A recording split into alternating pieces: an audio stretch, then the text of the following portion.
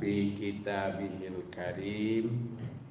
أعوذ بالله من الشيطان الرجيم. يا أيها الذين آمنوا استجيبوا لله وللرسول إذا دعاكم لما يحييكم واعلموا أن الله يحول بين المرء وقلبه وأنه إليه تحشرون. Sadaqallahul Azim. Jamaah sekalian, jamaah pengajian Masjid Nurul Jamil yang dirahmati Allah, terutama untuk materi malam ini, malam Rabu kedua, yaitu kajian tafsir Al-Quran.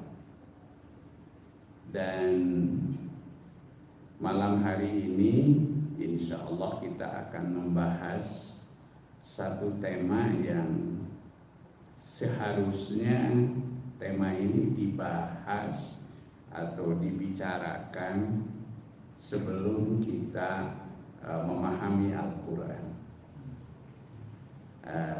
Tapi tidak mengapa kalau malam ini baru kita membahasnya. Mudah-mudahan ini menjadi penyempurna untuk kajian-kajian tafsir kita berikutnya. Tema yang dimaksud adalah tentang adab atau etika ketika kita berinteraksi dengan Al-Quran, atau juga ada yang membahasakan yaitu pola interaksi dengan Al-Quran. Mengenai interaksi dengan kitab suci Al-Quran, ini ada sebuah buku yang ditulis oleh Syekh Yusuf Al-Qaradawi rahimahullah. Beliau menulis sebuah buku namanya At-Ta'ammul Ma'al Quran, berinteraksi dengan Al-Quran. Jamaah sekalian,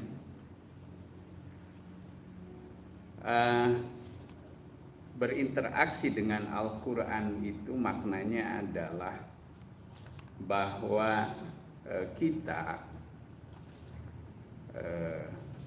dapat berhubungan dengan Al-Quran itu dalam arti ada semacam hubungan timbal balik. Jadi interaksi itu mengandung makna hubungan timbal balik. Ya, dalam arti interaksi dengan Al-Quran adalah hubungan timbal balik antara manusia dengan Al-Quran dan antara Al-Quran dengan manusia. Jadi ada semacam saling mempengaruhi satu dengan yang lain. Ya, hubungan timbal balik. Ketika kita berinteraksi dengan Al-Quran, maka dengan sendirinya Al-Quran akan memberikan interaksi kepada kita. Ya. Sebagai satu contoh, ada sebuah ungkapan begini. Idza arada, kalau bahasa Arabnya, idza arada an yatakallama ma'allah, jika Anda ingin berbicara, berdialog dengan Allah, maka falyaqra al-Quran, bacalah Al-Quran. Artinya ketika kita berhubungan dengan Al-Quran, maka baik secara langsung maupun secara tidak langsung sesungguhnya kita sedang berdialog dengan Al-Quran, sedang berinteraksi dengan Al-Quran. Nah, supaya kita mendapatkan efektivitas pengaruh yang maksimal ketika kita berinteraksi dengan Al-Quran, ternyata ada beberapa adab ya atau etika yang harus kita perhatikan, ketika kita hendak berinteraksi dengan kitab suci Al-Quran. Yang pertama adalah apa? Yang pertama, ketika kita hendak berinteraksi dengan Al-Quran, maka kita harus membekali diri kita dengan niat yang ikhlas, ya, dengan niat yang ikhlas. Jadi dituntut adalah keikhlasan dalam arti kejernihan motivasi untuk memahami maksud dari firman-firman Allah. Baik, nah jamaah sekalian, sebelum saya membicarakan tentang gambaran beberapa bentuk dari adab atau etika ketika berinteraksi dengan Al-Quran, terlebih dahulu perlu saya jelaskan mengapa ini penting untuk kita lakukan. Karena ada sebuah hadis dari Rasulullah Shallallahu Alaihi Wasallam. Nabi bersabda, khairukum man ta'allama al-Quran wa 'allama. Sebaik-baik kamu adalah orang yang mempelajari Al-Quran dan mengajarkan Al-Quran kepada orang yang lain. Ya, khairukum man ta'allama al-Quran. Sebaik-baik kamu adalah orang yang belajar Al-Quran. Ta'allama al-Quran wa 'allamahu, dan mengajarkan kembali Al-Quran kepada orang lain. Nah, di sini ada kata kunci yang harus kita pahami. Kata kunci di sini ta'allam. Ya, khairukum man ta'allama al-Quran. Ta'allama ya ta'allamu ta'alluman. Itu artinya mempelajari dalam arti untuk memahami. Ya, saya ulangi. Mempelajari dalam arti supaya kita dapat memahami. Jadi berbagai pola interaksi Al-Quran itu, diantaranya yang paling sederhana atau hubungan pertama yang kita lakukan adalah dengan cara membaca. Membaca dalam istilah Al-Quran sendiri itu ada dua. Yang pertama menggunakan kata tilawah. Ya, tilawah itu terambil dari kata tala yatlu tilawatan. Tapi ketika kita berinteraksi dengan Al-Quran dalam makna tilawah, maka penekanan yang dimaksud adalah membaca dalam arti huruf. Dalam arti huruf. Nah, kemudian bentuk membaca yang kedua disebut namanya qiraah. Qiraah terambil dari kata qara'a yaqra'u qira'atan. Nah, kalau tilawah itu kita membaca, tapi penekanannya lebih kepada membaca huruf. Sedangkan tilawah adalah selain kita membaca huruf, juga kita berusaha menangkap makna, ide, ya, gagasan dari ayat yang kita baca. Nah, itu sedikit perbedaan antara tilawah dengan qiraah. Nah, upaya untuk memahami, supaya kita memahami lebih dalam, lebih luas, lebih komprehensif, itu disebut namanya ta'lim. Disebut namanya apa? Ta'lim, ya, ta'lim. Maka risalah Al-Quran yang ditujukan oleh Allah Subhanahu wa Ta'ala, yang diarahkan oleh Allah kepada junjungan kita Nabi Muhammad Sallallahu Alaihi Wasallam, itu meliputi kedua-duanya. Misalnya kita ambil sebuah ayat di dalam surah Ali Imran ayat 164. Allah berfirman, laqad mannallahu 'alal mu'minin. Sungguh benar-benar telah menganugerahkan siapa? Allahu Allah al-mu'minina, kepada kaum mukminin.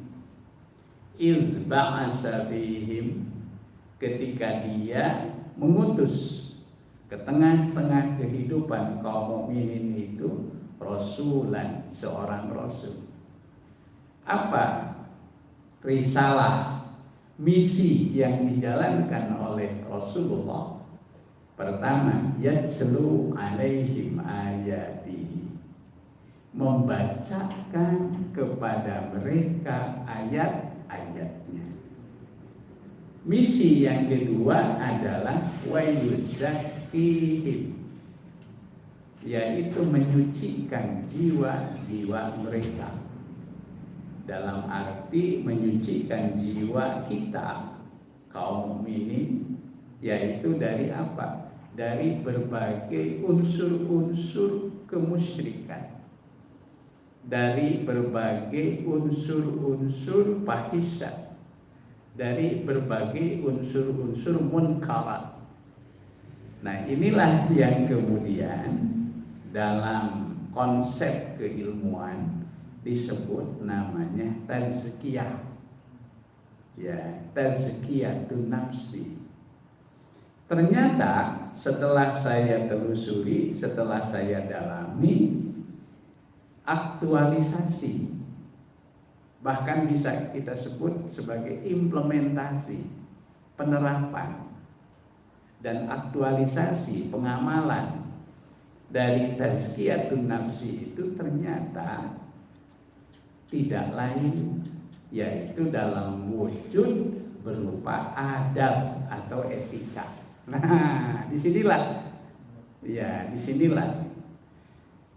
Nah, misi yang dijalankan oleh Rasulullah Sallallahu Alaihi Wasallam dalam hubungan dengan interaksi Al-Quran tadi, ternyata sesudah tilawah adalah tazkiyah dulu. Nah, dengan kata lain, adab terlebih dahulu, baru kemudian yaitu berupa apa yang disebut namanya ta'lim.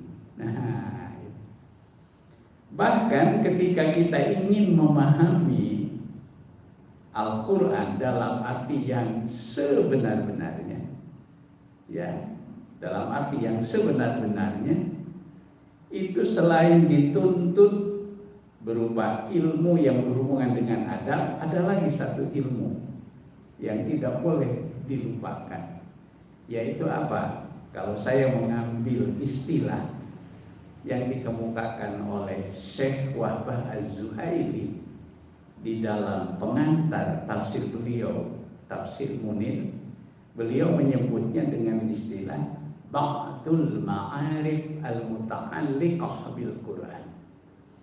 ba'dul ma'arif ad-daruriyah al-muta'alliqah bil Quran. Begitu beliau menyebut. Yang dapat diterjemahkan sebahagian pengetahuan penting yang berhubungan dengan kitab suci Al-Quran. Nah, apa pengetahuan penting yang harus diketahui oleh setiap orang yang ingin benar-benar memahami Al-Quran? Ternyata intisarinya tidak lain adalah kaidah. Ya, kita harus memahami seperangkat kaidah. Ada kaidah, ada tuntunan dasar. Mungkin pada kesempatan yang lain insya Allah kita akan bicarakan. Nah, kembali kepada tadi pembicaraan mengenai adab. Jadi minimal ada 3 saya lihat adab yang harus diperhatikan oleh kita ketika kita hendak memahami Al-Quran. Yang pertama tadi adalah berangkat dari niat yang ikhlas. Ya, dengan kata lain harus bertitik tolak dari keikhlasan, yaitu dalam arti kejernihan motivasi untuk memahami maksud firman Allah. Kejernihan motivasi. Ya. Kejernihan motivasi. Karena apa? Karena niat merupakan jiwa dan pendorong utama segala aktivitas. Sehingga dengan ketulusan itu akan lahir kesungguhan untuk mempelajarinya. Ini sudah sering disampaikan dalam berbagai kesempatan. Ternyata ya, adab ini juga menjadi motivasi dasar ketika kita hendak memahami Al-Quran.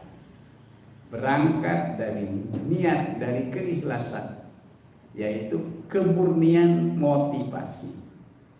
Nah, Nabi bersabda, innamal a'malu binniyat. Sesungguhnya setiap amal seseorang itu tergantung kepada niatnya. Wa innama likulli imri'in ma nawa. Dan sesungguhnya amal setiap orang itu tergantung kepada apa yang diniatkannya. Yang menarik tadi adalah ada penekanan bahwa ketika kita benar-benar berangkat dari niat yang murni, yang tulus untuk memahami Al-Quran, maka di situ akan melahirkan kesungguhan, ya, keseriusan untuk mempelajarinya. Baik, mengapa kita memerlukan kesungguhan? Karena kesungguhan itu akan membuahkan keyakinan. Kesungguhan itu merupakan ekspresi, ya, ekspresi dari keyakinan. Dan inilah yang harus menjadi motivasi dasar kita ketika kita hendak memahami Al-Quran. Ketika kita membuka lembaran pertama dari kitab suci Al-Quran, maka di lembaran pertama itu Allah sudah menyatakan, atau dengan kata lain Al-Quran sendiri sudah menyatakan, zalikal kitabu la raiba fi. Zalika di situ bermakna haza. Ya, mengapa zalika bermakna hada kok diungkapkannya? Padahal yang dimaksud adalah Al-Quran yang ada di hadapan kita, tapi menggunakan kata zalika. Itu untuk menyatakan keagungan. Maksudnya adalah hadzal kitab, yakni Al-Quran ini, Al-Quran atau kitab suci ini, la raiba fi, tidak ada keraguan-raguan di dalamnya. Dalam arti tidak ada keraguan menyangkut kandungannya. Juga berarti tidak ada kewajaran terhadapnya untuk diragukan. Tidak ada kewajaran terhadapnya untuk diragukan. Atau lebih jelas lagi, jangan sekali-kali meragukan Al-Quran. Jangan sekali-kali meragukan Al-Quran. Nah, jadi ini sudah doktrin awal ketika kita hendak memahami Al-Quran. Jadi kita harus berangkat betul-betul dari keyakinan menuju kepada keyakinan. Dengan kata lain kan kalau dalam paradigma agama, ketika kita belajar keyakinan, ya, ketika belajar keyakinan kan ada yang disebut namanya keyakinan yang paling standar, ya. Keyakinan yang paling standar disebut namanya ilmul yakin. Ilmul yakin, yaitu keyakinan berdasarkan ilmu, ya.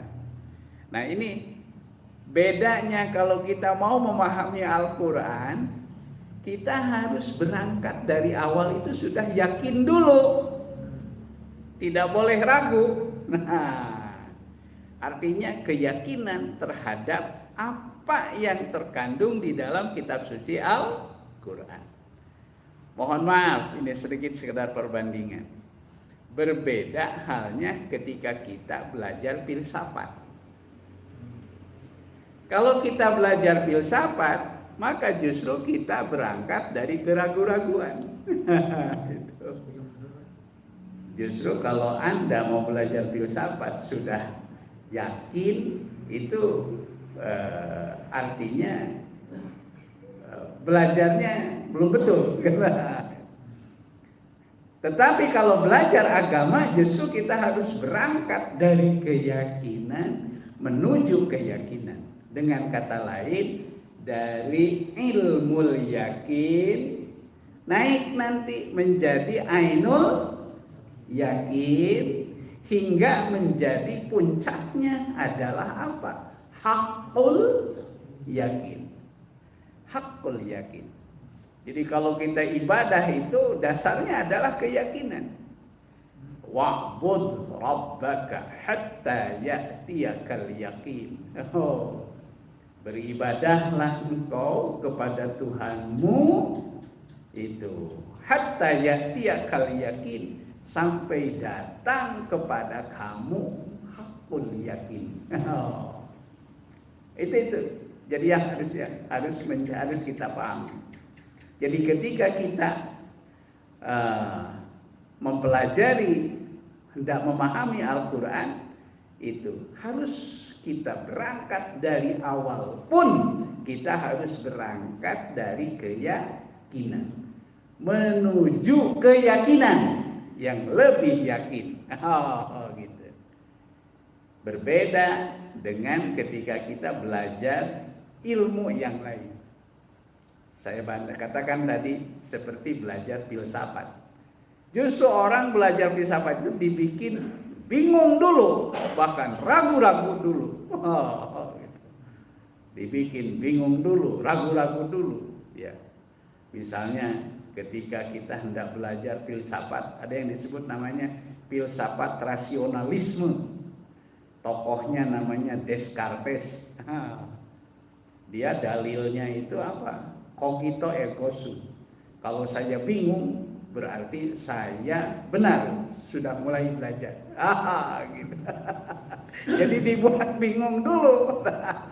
Tapi kalau kita belajar memahami Al-Quran, dari sejak awal kita harus berangkat sekali lagi dari keyakinan.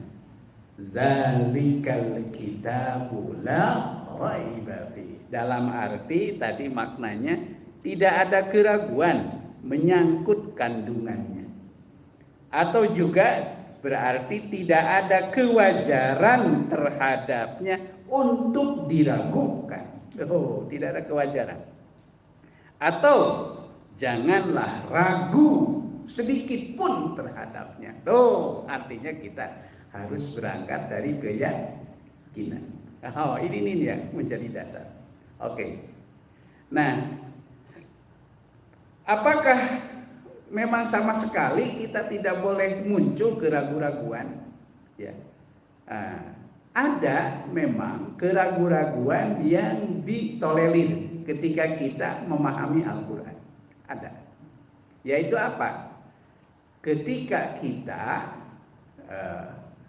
menginginkan suatu ketika kita menginginkan suatu bukti kejelasan yang lebih meyakinkan. Dengan kata lain, kita berada dalam satu tahap, ya, satu fase di mana kita mempelajari satu ayat, satu fakta. Tapi kita berharap ingin mendapatkan kemantapan jiwa. Ini Al-Quran sendiri menyebutkan dalam hubungan dengan hal seperti itu kita diperkenankan untuk dalam tanda petik ragu-ragu. Contohnya apa kasusnya dalam Al-Quran? Seperti ketika Nabi Ibrahim alaihissalam, ya, beliau pernah satu ketika bertanya kepada Allah. Itu bisa kita baca lebih detail, ada dalam surah Al-Baqarah ayat 260. Nabi Ibrahim bertanya kepada Allah, itu Rabbi arini, wahai Tuhanku, perlihatkanlah kepadaku bagaimana cara Engkau menghidupkan kembali sesuatu yang telah mati. Oh, Nabi Ibrahim. Lalu Allah balik bertanya, awalam tu'min?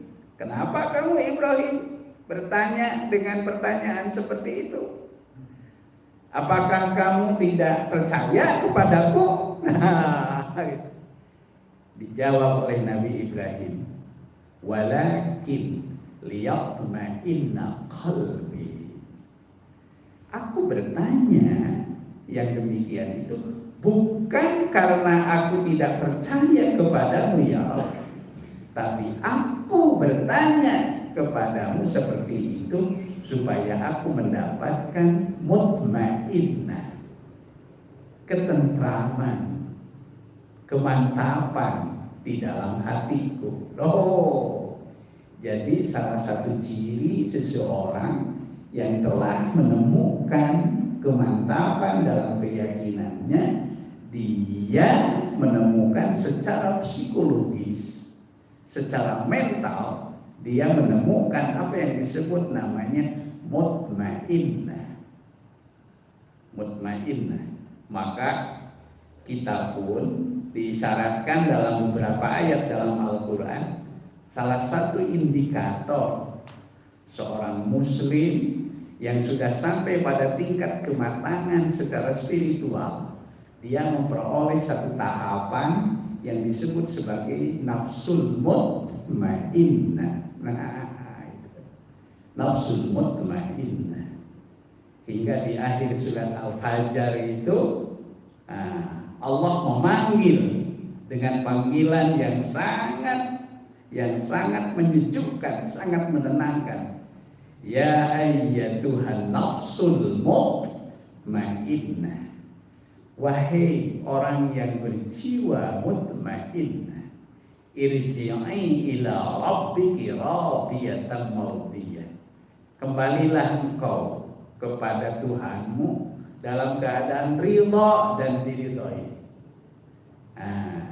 Ya ayyatuhan nafsul mutmainnah irji'i ila rabbiki radiyatan mardiyah fadkhuli fi ibadi, maka masuklah engkau ke dalam golongan hamba-hambaku, wadkhuli jannati. Nah, dalam upaya untuk memperoleh kemantapan seperti yang digambarkan sebagai liyatma'inna qalbi, kata Nabi Ibrahim, keraguan dalam tahap menuju itu diperbolehkan. Yaitu dalam upaya untuk memperoleh kemantapan mutmainnah.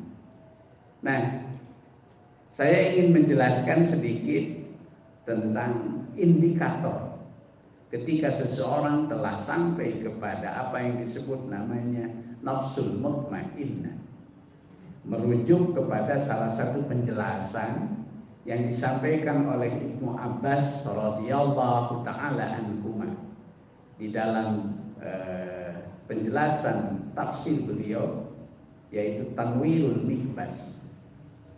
Nah, di situ dijelaskan bahwa salah satu ciri orang yang mendapatkan jiwa mutmainnah itu diantaranya ada 5 indikator. Oke. Nah, apa yang 5 itu? Insya Allah nanti kita akan jelaskan lebih lanjut, yaitu setelah kita dengarkan azan berikut ini. Dan insya Allah adanya ini murni, tidak ada bintang yang mencurigakan.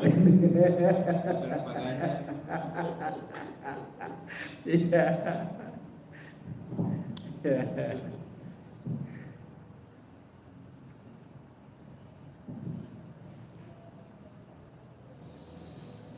Allahu Akbar, Allahu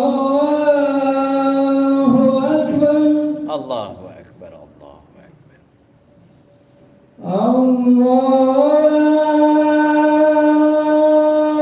Akbar, Allahu Akbar. Allahu Akbar. Asyhadu an la ilaha illallah.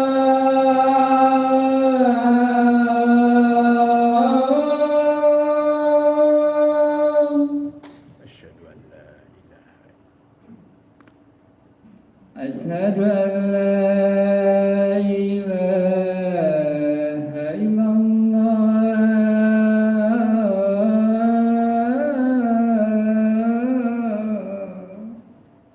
Asyhadu an la ilaha illallah.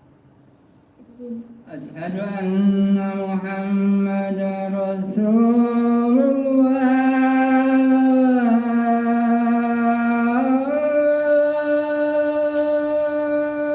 Asyhadu anna Muhammadar Rasulullah.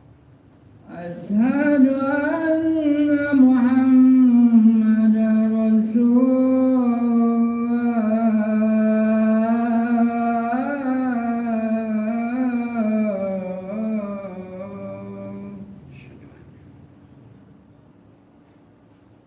Hayya 'alas salat.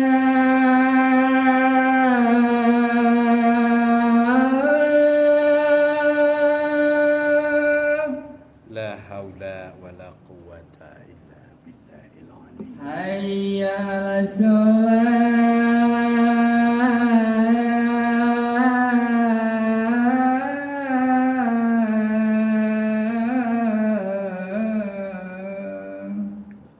La haula wa la quwwata illa billahil ali. Hayya 'alal falah.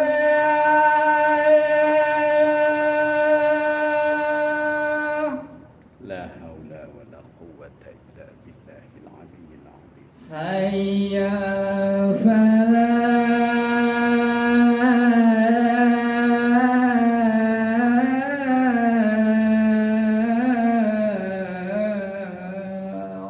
La haula wa la quwwata illa billahil ali. Allahu Akbar, Allahu Akbar. Allahu akbar, Allahu akbar. La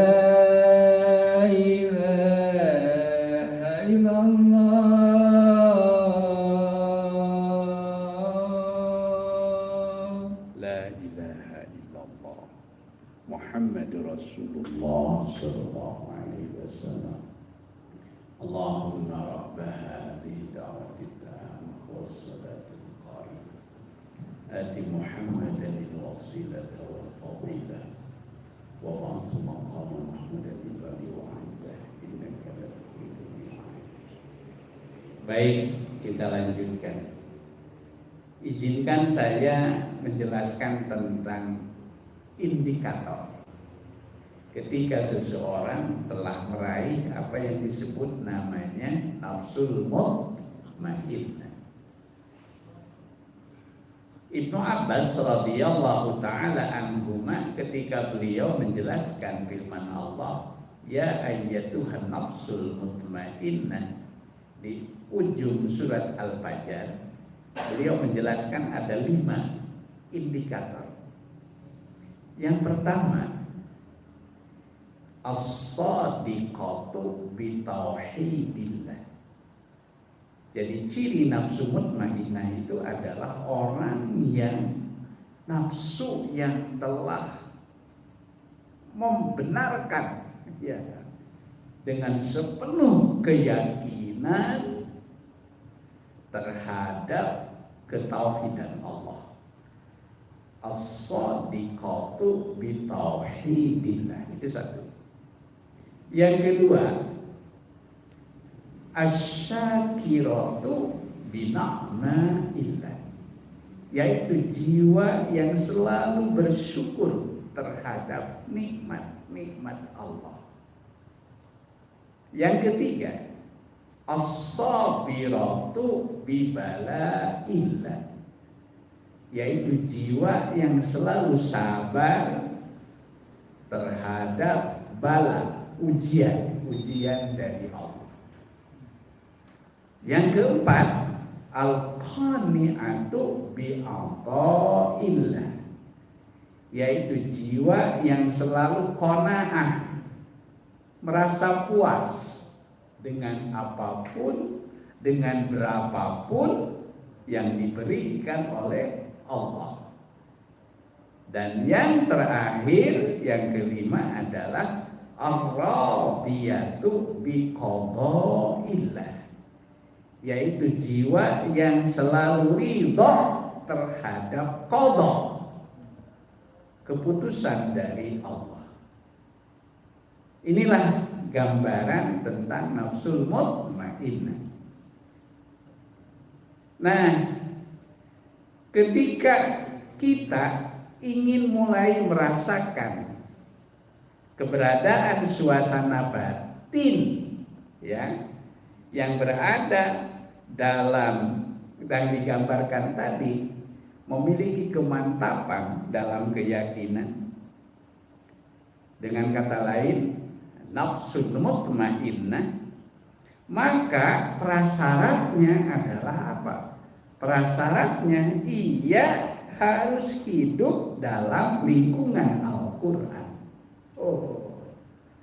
Ia harus hidup dalam lingkungan Al-Quran, sehingga merasakan bahwa Al-Quran berdialog.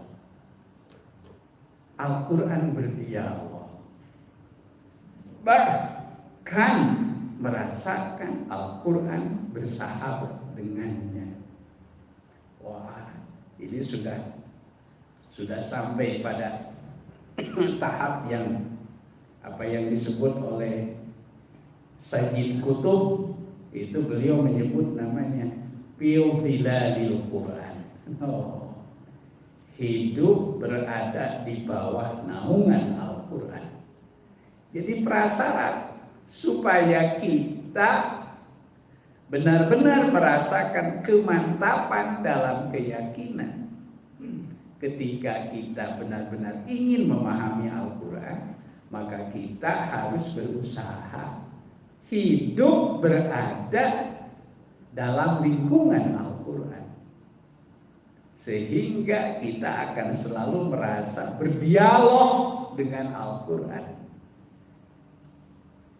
Berdialog dengan Al-Quran, ya, sehingga bahkan merasakan Al-Quran itu bersahabat dengannya.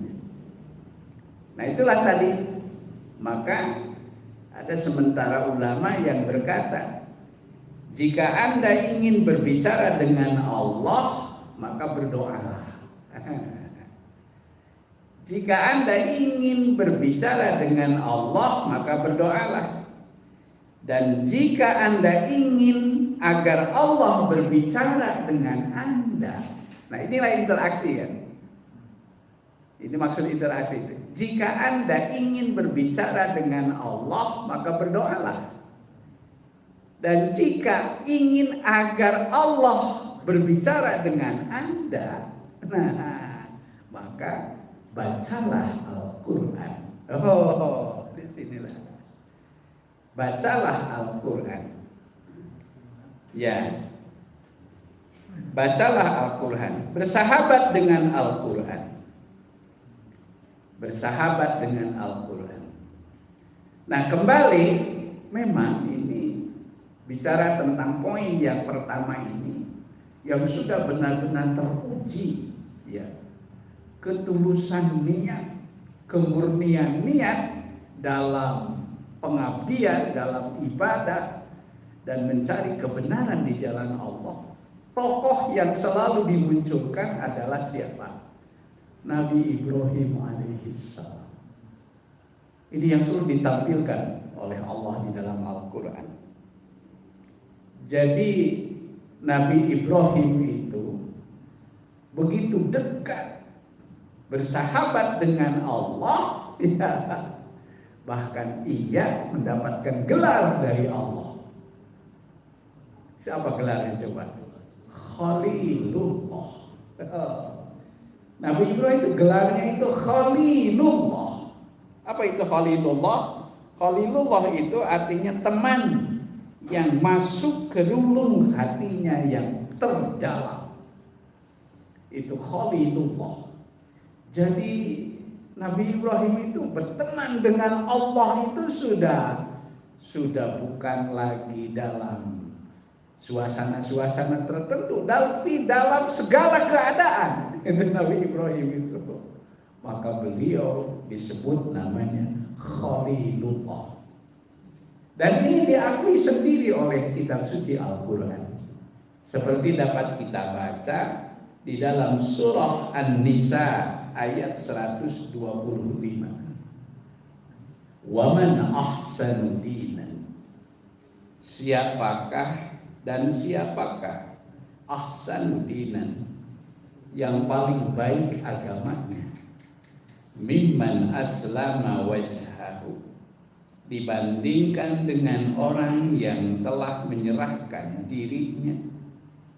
Wajhahu suka diartikan wajhahu itu bukan hanya dirinya, tapi jiwa dan raganya. Nah, sama seperti ketika kita membaca doa iftitah, wajjahtu wajhiya, kan gitu.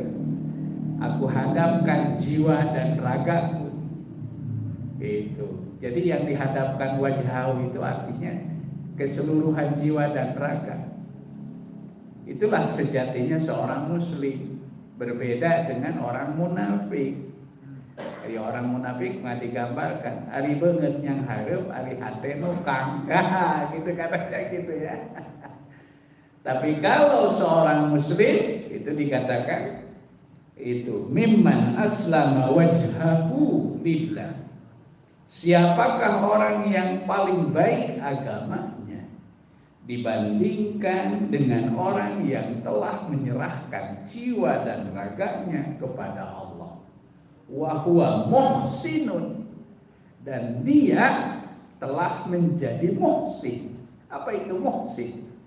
Muhsin itu adalah orang yang sudah mantap di dalam kebaikan.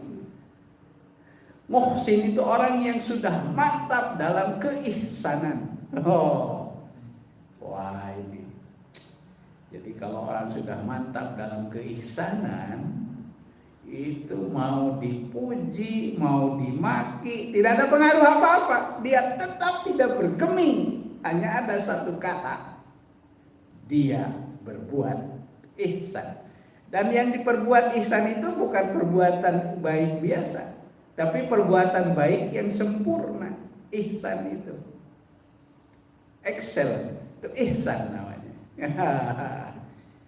Jadi sesuatu disebut ihsan itu kalau menurut penjelasan Dr. Amr Khalid dalam Akhlakul Mu'min, beliau menjelaskan sesuatu disebut ihsan itu minimal adalah ketika kita melakukan sesuatu tidak asal-asalan. Itu namanya ihsan. Ketika wudu tidak asal wudu.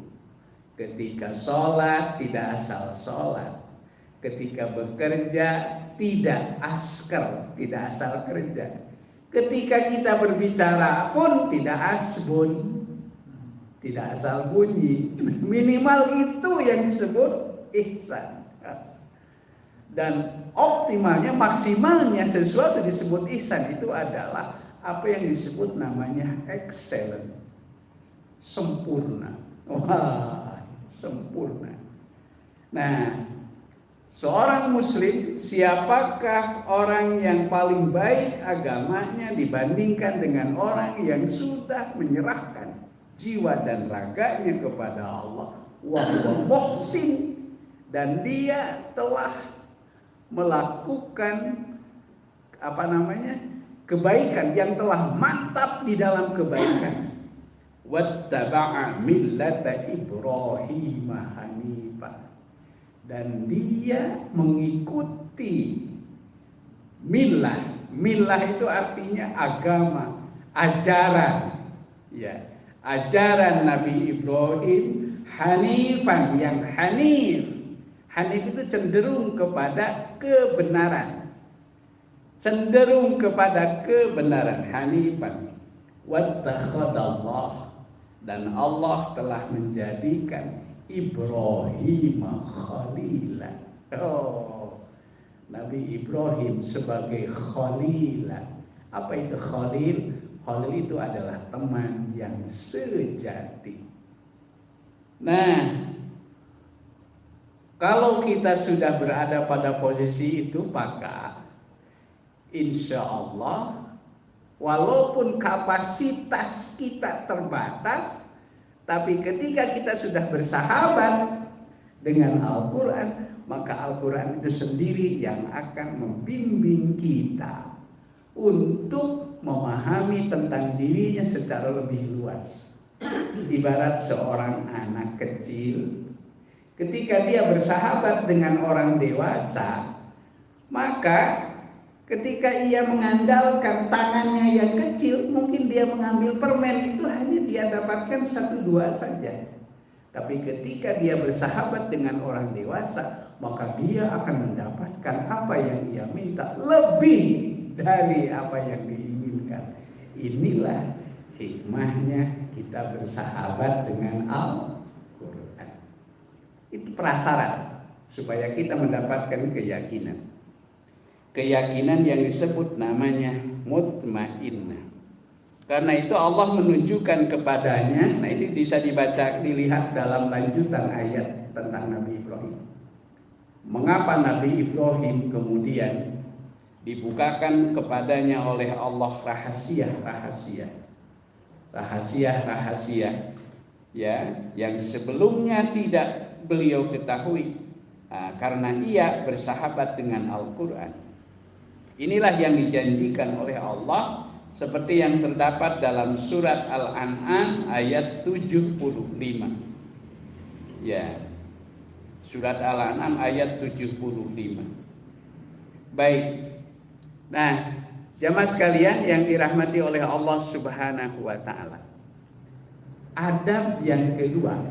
Nah, tadi berangkat dari niatnya ikhlas. Adab yang kedua, ketika kita hendak memahami Al-Quran, maka kita harus berangkat dengan sikap tawadhu, kerendahan hati. Kita harus membawa jiwa yang dipenuhi kerendahan hati. Rendah hati dalam arti tidak merasa diri tahu segalanya, apalagi angkuh dan merasa semuanya dapat dijangkau oleh nalarnya atau apa yang dijangkaunya adalah karena usahanya sendiri. Di sini kita diarahkan supaya kita belajar seperti malaikat. Malaikat ketika semula meragukan tentang kekhalifahan Nabi Adam alaihissalam, kan Allah menyatakan bahwa dia akan mengangkat Adam sebagai khalifah. Semula malaikat itu interupsi, tapi setelah dijelaskan oleh Allah Subhanahu wa taala, lalu malaikat berkata di dalam seperti digambarkan dalam surah Al-Baqarah, subhanaka la ilma lana illa ma 'allamtana innaka antal alimul hakim. Subhanaka la ilma lana, maha suci Engkau. La ilma lana, kami tidak mengetahui ilmu apapun. Illa ma 'allamtana, kecuali apa yang telah Engkau ajarkan kepada kami. Innaka antal alimul hakim, karena sesungguhnya Engkau adalah zat yang maha mengetahui lagi maha bijaksana. Ini lagi maha bijaksana. Jadi inilah prasyarat atau syarat yang kedua, yaitu hendaklah kita berangkat dengan apa? Dengan membawa jiwa yang rendah hati di hadapan Allah Subhanahu wa taala. Mungkin ada yang mengilustrasikan ketika kita ingin belajar memahami Al-Qur'an, maka kita harus memposisikan diri seperti gelas kosong yang siap untuk diisi. Maka niscaya Allah akan mengisinya melalui perantaraan guru yang telah dipercayainya. Di sini kita Al-Quran memberikan satu ilustrasi bagaimana ketika Nabi Musa alaihissalam, ceritanya kan Nabi Musa itu satu ketika beliau berpidato di hadapan khalayak. Pidatonya itu luar biasa, luar biasa. Sampai beliau begitu antusiasnya, orang mendengarkan, memperhatikan apa yang beliau ucapkan. Itu pun kan berkat doa beliau kan. Doanya apa Nabi Musa? Rabbi syrahli sadri wa yassirli amri wahlul 'uqdatam min lisani yafqahu qawli. Berkat doa itu Nabi Musa diberikan kemudahan untuk berbicara, termasuk berpidato di depan khalayak. Beliau seorang orator yang hebat, sehingga beliau merasa bahwa tidak ada yang lebih hebat selain dirinya. Jadi di kalangan kaumnya itu tidak ada yang merasa lebih hebat selain daripada dirinya. Maka kemudian Allah menunjukkan Musa itu jauh di tempat sana sesungguhnya ada seseorang, dia jauh lebih hebat dari dirimu. Karena itu kamu aku tugaskan untuk supaya mau belajar kepada dia. Maka akhirnya Nabi Musa pun, karena itu perintah Allah, maka Nabi Musa pun kemudian mencari guru yang ditunjukkan oleh Allah supaya dia belajar kepadanya. Berangkatlah Nabi Musa dengan menyeberangi lautan, karena sang guru yang dimaksud itu berada di suatu tempat, ya, di mana dia harus menyeberang lautan. Itu diceritakan di dalam surah Al-Kahfi. mulai ayat 62 sampai ayat 80-an. Nabi Musa akhirnya berangkat ditemani oleh asisten pribadinya namanya Yusha bin Nun dalam satu riwayat. Yusha bin Nun. Panjanglah ceritanya hingga akhirnya setelah Nabi Musa bertemu dengan seseorang yang diketahui, diyakininya bahwa dia adalah orang yang layak untuk menjadi gurunya, lalu ia meminta izin kepadanya supaya diterima sebagai muridnya. Apa kata sang guru? Kamu tidak akan mampu untuk bersamaku. Kamu tidak akan mampu untuk bersamaku. Man lam tastati' alaihi sabra. Kamu tidak akan mampu untuk bersamaku, ya, tidak akan mampu sabar untuk bersamaku. Kemudian karena dia mendesak, maka akhirnya Nabi Khidir pun ia bersedia untuk menjadi gurunya, tapi dengan satu syarat. Syaratnya apa? Ketika nanti di tengah-tengah perjalanan, selama dalam proses perjalanan menjadi muridnya, dia akan menghadapi beberapa peristiwa dan dia tidak diizinkan untuk bertanya sampai gurunya itu yang menjelaskan. Ternyata dalam 3 kasus perjalanan, betul Nabi Musa itu seperti yang diduga oleh gurunya, ia tidak sanggup untuk bersabar mengikuti apa yang disampaikan oleh gurunya. Semula saya menduga Nabi Musa itu dengan tingkat mungkin sekarang lebih dari S3. Dia sudah menjadi nabi, dia sudah menjadi rasul, ya. Mungkin kalau akademik itu sudah mendekati profesor lah, gitu ya. Itu. Saya sempat berpikir berapa lama kira-kira ia membutuhkan waktu untuk belajar kepada Nabi Khidir. Mungkin hanya cukup 1-2 tahun saja atau 1-2 bulan saja. Setelah saya telusuri dalam penjelasan sebuah tafsir, ternyata Nabi Musa belajar kepada Nabi Khidir itu bukan sebentar. Ia belajar selama 70 tahun. 70 tahun. Oke. Nah, jadi ini yang kedua. Yang terakhir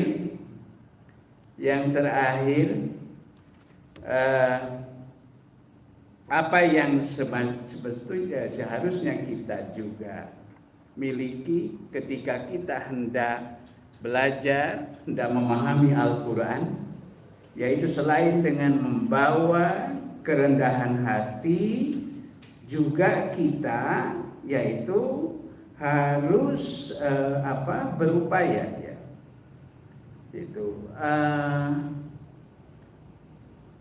yang ketiga, kita juga intinya adalah kita dibutuhkan kesabaran ketika kita hendak menyingkap makna-makna Al-Quran.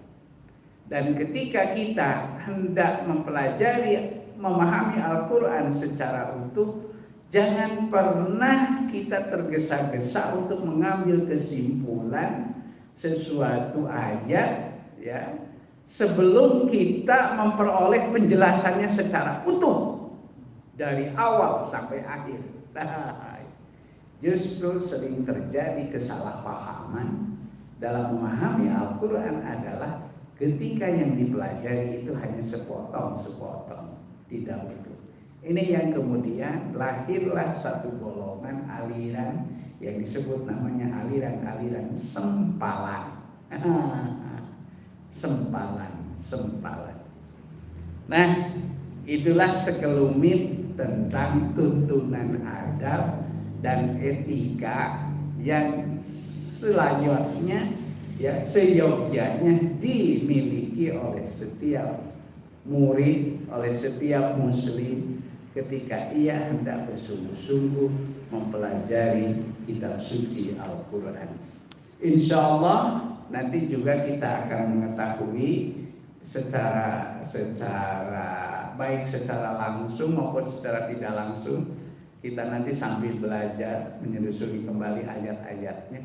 Misalnya nanti insya Allah pertemuan berikut kita akan coba menyimak, ya, mengenal ayat muhkamat dan mutasyabihat. Insya Allah.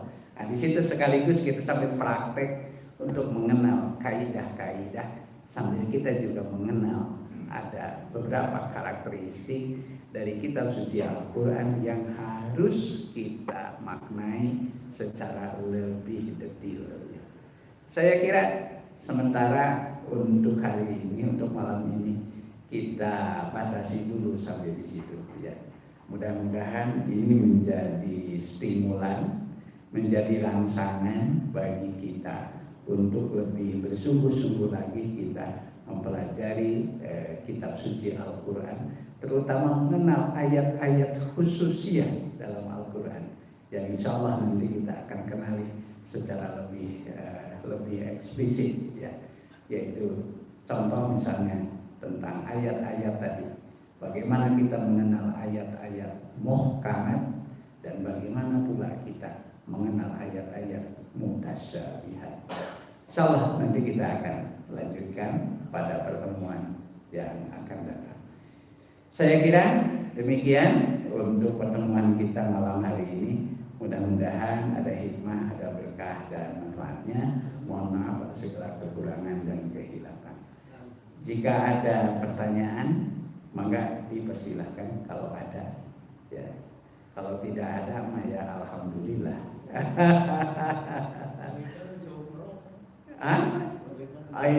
Ibu Eva, ada jumroh, ya baik. Enggak. Ada pertanyaan atau kita sudahi dulu?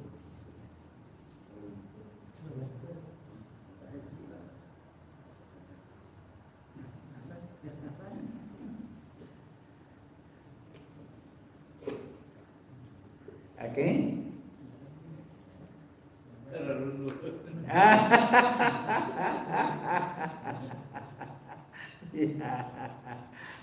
Ya. Baik. Ya. Baik, kalau tidak ada, saya kira kita cukupkan dulu, ya. Mudah-mudahan pertemuan ini menjadi kesempatan bagi kita untuk supaya kita termotivasi untuk mengenal lebih dekat bagaimana cara kita memahami kitab suci Al-Quran. Kepada Allah kita bermohon, mudah-mudahan menjadi amal ibadah dan amal saleh yang diterima di sisi Allah Subhanahu wa taala. Rabbana innana sami'na munadiyan yunadi lil iman an aminu bi rabbikum fa amanna. Rabbana faghfir lana dzunubana wa kaffir 'anna sayyi'atina wa tawaffana ma'al abrar. Rabbana taqabbal minna innaka antas samiul 'alim wa tub 'alaina innaka antat tawwabur rahim.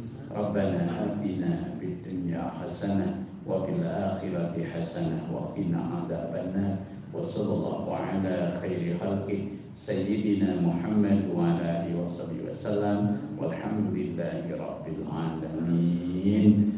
Kita tutup dengan kibarat majlis. Subhanakallahumma Rabbana wa bihamdika asyhadu an la ilaha illa anta astaghfiruka wa atubu ilaik. Assalamualaikum warahmatullahi wabarakatuh.